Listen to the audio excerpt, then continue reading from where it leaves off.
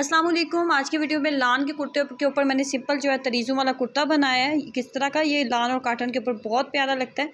ये देखें, इसके ओवरऑल लुक कुछ इस तरह है। इसके बैक साइड के ऊपर भी हमने एंकर का धागे का यूज़ किया है, वो मैं आपको दिखा देती हूँ।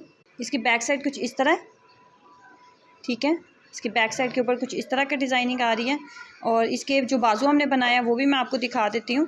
तरीज़ों वाले जो कुर्ता होता है उसके बाजू कुछ इस तरह के बनाए जाते हैं। ये देखें, खुले बाजू हैं। तो दूसरा बाजू भी मैं आपको दिखा दूँ तो ये हल्के फुल्के डिज़ाइन अच्छे लगते हैं घर में, जो आम कैजुअल आपने पहनने हो तो उसके लिए बहुत बेहतरीन है। इसके साथ मैं आपको ट्राउज़र दिखा दूँ तो ट्राउज़र मैंने किस तरह का बनाया है। इसके ऊपर भी हमने एंकर के धागे का यूज़ किया है, तो इसका जो ट्राउज़र हमने बनाया है वो भी कुछ इस तरह का है। इसके ऊपर भी हमने एंकर के धागे का इस्तेमाल किया है, ट्राउज़र के ऊपर भी।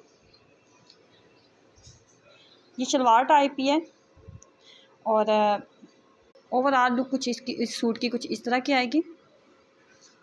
अगर पसंद आए तो प्लीज़ लाइक करें।